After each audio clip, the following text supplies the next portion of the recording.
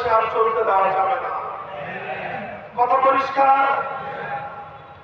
এরপরে সর্বশেষ 2013 সাল থেকে 2024 সাল এক সুবিশাল এক যুগের সংগ্রাম, যে সংগ্রামের সূচনা ডাক দিয়েছিলেন আল্লামা আহমদ শফী, যে সংগ্রামের মঞ্চে শাহাদাতের মঞ্চ প্রস্তুত করেছেন আল্লামা জুনায়েদ বানুরী, সেই শাপলা চত্বরের 2013 সালের 5ই মের চেতনায় 2024 সালের 5ই আগস্ট গণভবন থেকে জাতিবাদের বিতরণের মধ্য দিয়ে বিজয় অর্জন করেছে।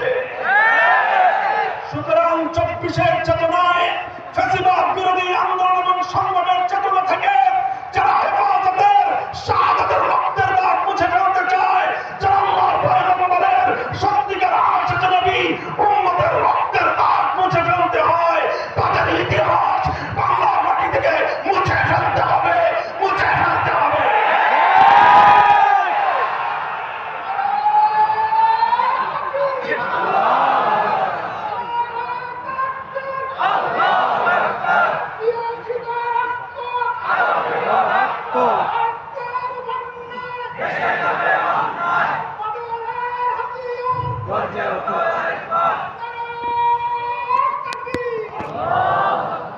আমি পরিষ্কার বলতে চাই, এই 4টি মাইল ফলক 1905 সালের বঙ্গভঙ্গ, 1947 সালের ব্রিটিশ বিরোধী স্বাধীনতা অর্জন, 1971-এর মহান মুক্তিযুদ্ধ, 2013 থেকে 24 পর্যন্ত ফ্যাসিবাদ বিরোধী আন্দোলনের এই চেতনা, এটাই হলো বিগত 100 বছরের, 1000 বছরের আমাদের শ্রেষ্ঠ অর্জন।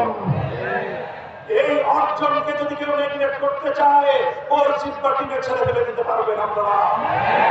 কেউ যদি এই 4টি চেতনার যে কোনো একটার বিরুদ্ধে বাংলার মাটিতে কথা বলবার দুঃসাহস দেখায়, আপনারা ওর বিরুদ্ধে অবস্থান করে প্রতিহত করবার ঘোষণা দেবেন।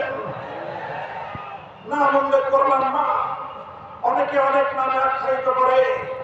আমি শুধু বলতে চাই, ফজলুর রহমান সাহেব